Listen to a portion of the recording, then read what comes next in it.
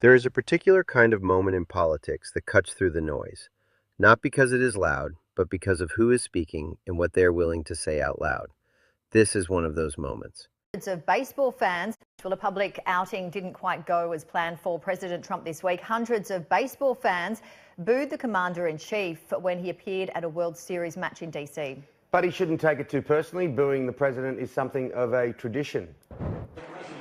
When President Trump looked at the First Lady and smiled, and smiled, and smiled, was he hearing what we were hearing? Lots of booing, plus an impeach Trump banner, and veterans for impeachment peeping out behind home plate, not to mention. Hey, but at least nobody threw any shoes at him like they did at President George W. Bush in Baghdad. Was that a ball or a strike? It began, in a sense, with something almost trivial. President Trump appeared at a World Series game in Washington, D.C., and the stadium crowd greeted him with a wave of loud, sustained booing. A banner calling for his impeachment unfurled near home plate. Veterans holding signs critical of his administration appeared in the crowd. The president smiled through it, but the reception was unmistakable. It was not a warm one. Practically all politicians get booed. For instance, Mike Pence, arriving at the Broadway musical Hamilton. I've nudged my kids and reminded them that's what freedom sounds like. Freedom sounded like this when Hillary Clinton said Bernie Sanders wasn't a Democrat till he ran for president. And well, it's true. It's true. You know it's true. It's bad enough getting booed, but imagine getting booed on your birthday. President Obama even got booed by the Boy Scouts.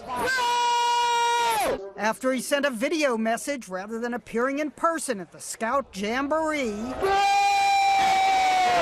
But Obama turned boos to cheers at the Democratic convention. There's Donald Trump. To be fair, this was not unprecedented. American presidents have been booed at sporting events throughout history. Mike Pence was famously booed at a performance of Hamilton on Broadway, and later described the experience as what freedom sounds like. Hillary Clinton was booed at a campaign rally. President Obama received a less than enthusiastic response after sending a video message rather than attending a Boy Scout jamboree in person. Booing the powerful is something of a democratic tradition in this country. The crowd at a baseball game does not owe the President of the United States a standing ovation. But what happened next, what unfolded in the days following that impeachment trial, was something far beyond a stadium crowd expressing its displeasure. What happened next was Mitch McConnell standing on the floor of the United States Senate and saying something that no one in his position had ever said quite so clearly, quite so formally, or quite so deliberately about a president from his own party. Let that context sink in for a moment. Mitch McConnell was not a minor figure in the Republican political universe. He was not a dissatisfied backbencher or a moderate senator from a swing state looking for political cover. He was the longest-serving Senate Republican leader in American history. He was the man who had shepherded 3 of Donald Trump's Supreme Court nominees through the confirmation process. He had protected the Republican Senate majority through multiple election cycles. He had delivered on judicial appointments, on legislation, on the procedural maneuvering that kept Trump's agenda alive and his political coalition intact. By any honest accounting, McConnell was the single most important institutional ally Trump had in the federal government. And on the day after the Senate voted to acquit Trump in his second impeachment trial, the trial that followed the January 6th attack on the United States Capitol, McConnell stood at the Senate podium and delivered a floor speech that immediately became one of the most significant political statements of the entire Trump era. He said, in language that left no room for ambiguity, that there was no question that President Trump was practically and morally responsible for provoking the events of January 6th. He described Trump's behavior as a disgraceful dereliction of duty, and then he said something that crossed from the language of political criticism into the language of legal accountability, that Trump had not gotten away with anything yet, and that he remained liable for everything he did while he was in office. Read those words again slowly. Liable for everything he did while he was in office. This was not frustration venting in a hallway conversation. This was not an anonymous leak to a journalist. This was not a carefully worded statement from a spokesperson designed to signal disappointment while maintaining plausible deniability. This was a formal floor speech in the United States Senate, delivered into the official congressional record by the man who had spent years as the most powerful Republican in the legislative branch. And it was followed shortly afterward by a nationally published opinion piece in the Wall Street Journal, extending and reinforcing every point he had made from the Senate floor. The significance of choosing those specific forums matters enormously and deserves more attention than it typically receives in political coverage. When a United States Senator delivers a floor speech, the words go directly into the congressional record. They are preserved, documented, permanently attributed, and available to any court, any prosecutor, any journalist, and any future historian who has reason to examine them. There is no mechanism for walking them back quietly. There is no spokesperson who can later clarify that the senator meant something slightly different. The words stand as stated in the official record, attached permanently to the person who spoke them. McConnell knew this. He has served in the Senate for decades. He understands better than almost anyone what a floor speech means and what it does to the historical and legal record. He chose to deliver those words in that setting anyway. That choice was not accidental. It was deliberate, and it reflected a judgment that these things needed to be said in a format where they would be taken seriously and preserved permanently, rather than offered as private sentiment and forgotten. The phrase dereliction of duty carried its own weight in that speech. It is not casual political language. Dereliction of duty describes a failure to fulfill the specific obligations that come with holding a particular position of responsibility. For a president, those obligations are foundational: to protect the Constitution, to faithfully execute the laws, to preserve the integrity of the democratic process. Describing Trump's conduct as a dereliction of those duties was not describing a policy disagreement or a strategic miscalculation. It was describing conduct that violated the essential requirements of the office itself. And the liable language, that was perhaps the most striking choice of all, because liability is a legal term. It describes the kind of responsibility that courts adjudicate, not the kind that editorial boards debate. When McConnell said Trump remained liable for everything he did in office, he was explicitly telling anyone who cared to listen, prosecutors, civil attorneys, judges, and ultimately jurors, that the Senate's decision not to convict Trump in the impeachment trial was not a declaration that Trump had done nothing wrong. It was a procedural determination about jurisdiction, and the appropriate venue for true accountability, McConnell was suggesting, was somewhere else entirely. To fully appreciate what McConnell put into the public record, it is necessary to move beyond the political theater of the moment and examine the specific legal dimensions of his statements, because those dimensions are more significant than most political coverage has acknowledged, and they have had real consequences in real courtrooms. Start with the phrase "no question" that opened McConnell's assessment of Trump's responsibility. That phrasing matters because it is emphatic in a way that forecloses the hedging and qualification that politicians almost universally use when they want to signal something without fully committing to it. McConnell did not say there were serious questions to be examined, or that a final judgment would depend on the outcome of further proceedings.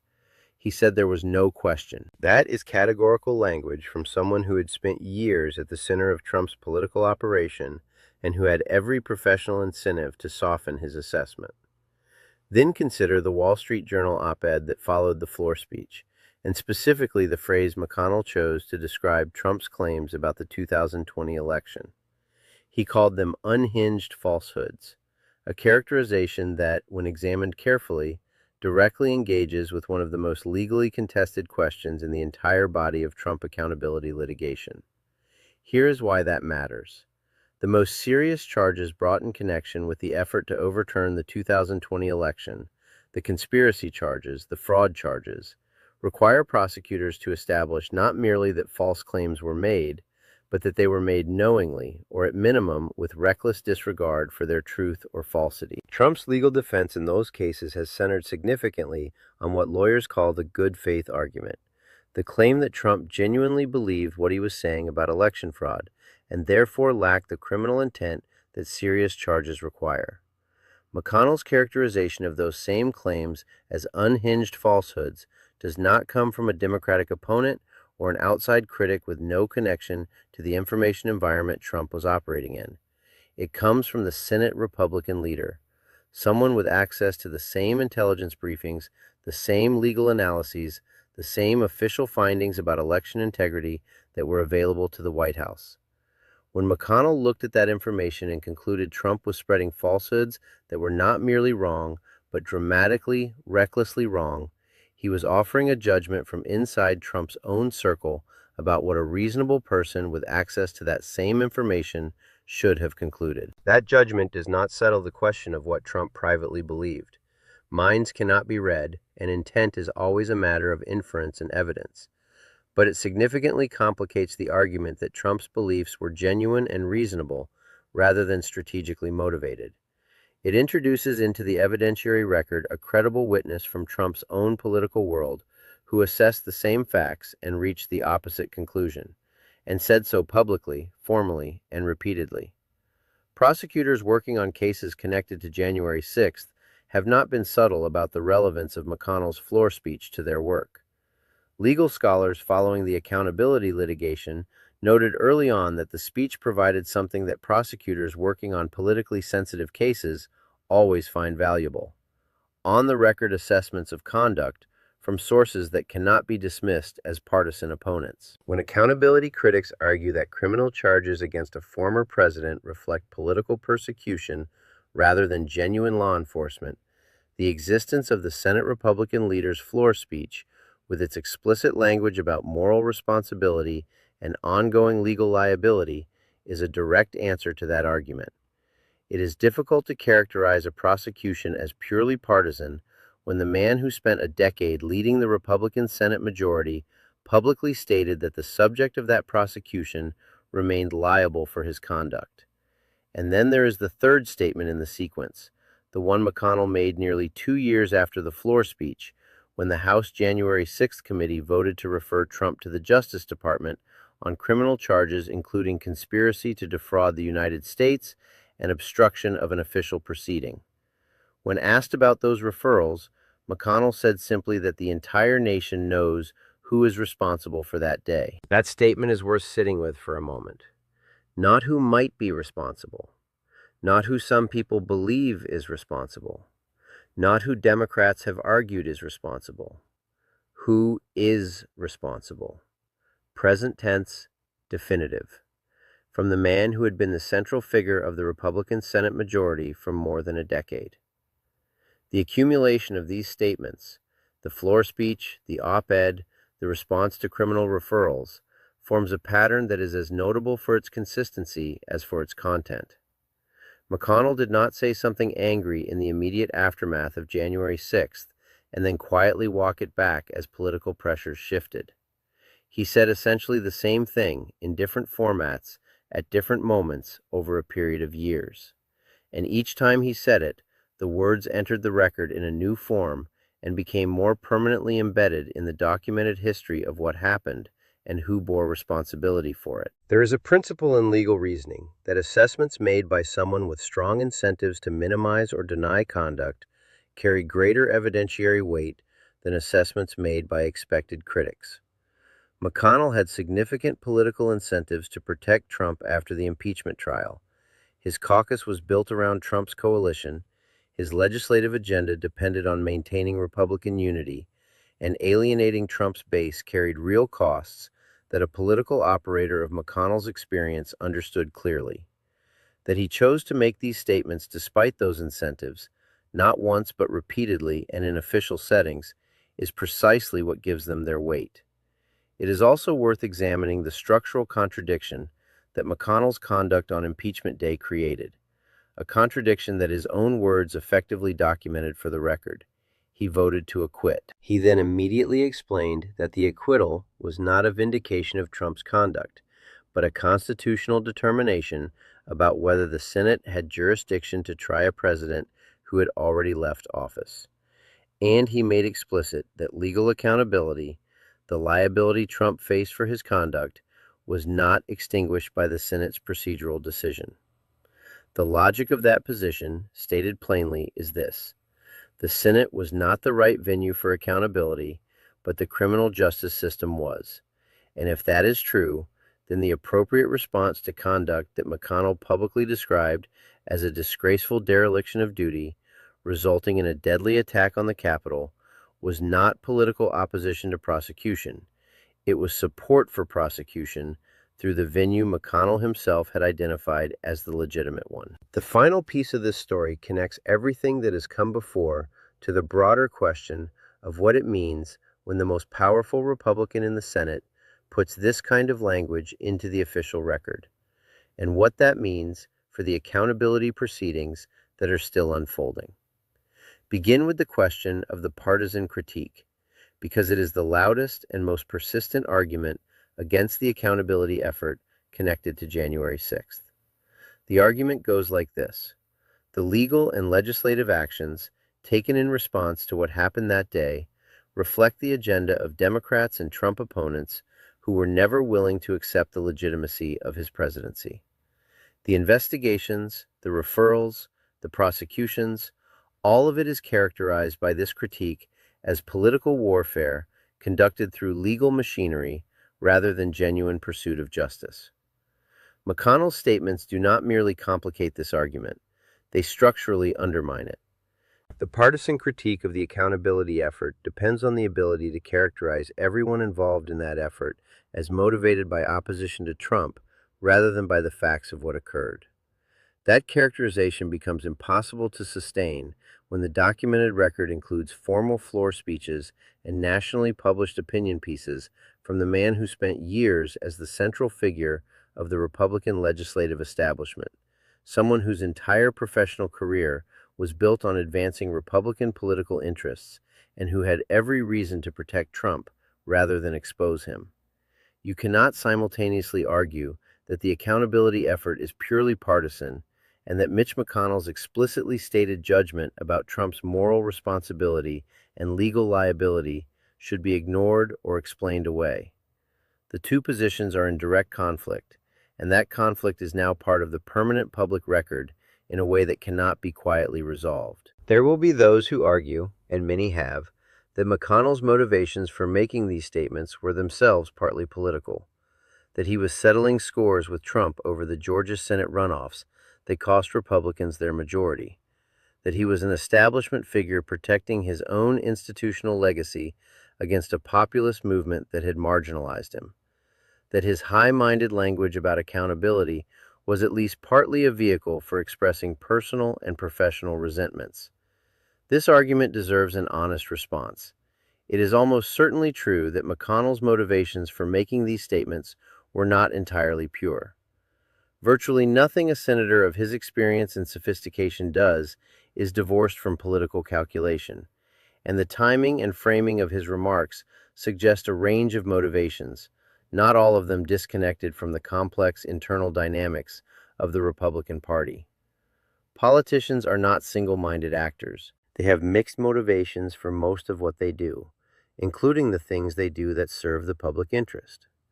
But here's the thing about mixed motivations in the context of legal and historical significance. They do not diminish the accuracy or the evidentiary weight of what is actually said. The legal proceedings connected to January 6th are not character studies of Mitch McConnell.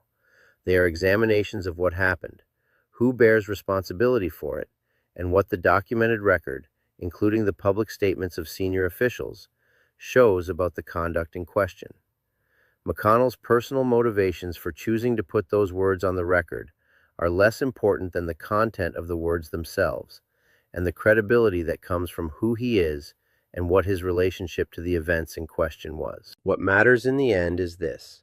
A man who had more reason than almost anyone to protect Donald Trump chose instead to stand in the United States Senate and state formally that Trump was morally responsible for provoking a deadly attack on the institution of democratic governance, that his conduct represented a fundamental failure of the duties of his office, and that he remained legally liable for what he did. He then repeated and extended that judgment in a nationally published editorial. He then reaffirmed it when criminal referrals were issued. At no point did he walk any of it back. The words are in the congressional record. They are in the Wall Street Journal archives.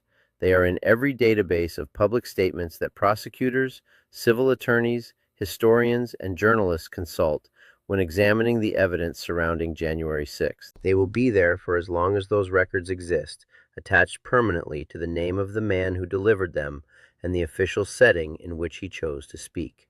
That is the nature of putting something into the formal record deliberately and repeatedly. It does not fade. It does not become less relevant as time passes. In many ways, it becomes more relevant, a fixed point of documented accountability in a story that is still being written, against which every new development can be measured and every new argument can be tested. The senator who did more than almost anyone to make Trump's presidency possible chose, in the end, to ensure that the record of what Trump did during that presidency was stated clearly, formally, and permanently by someone who cannot be dismissed as a partisan critic. Whatever else one concludes about Mitch McConnell, that choice, and the words that went into the official congressional record because of it, represents one of the most consequential acts of political documentation in the modern history of American governance.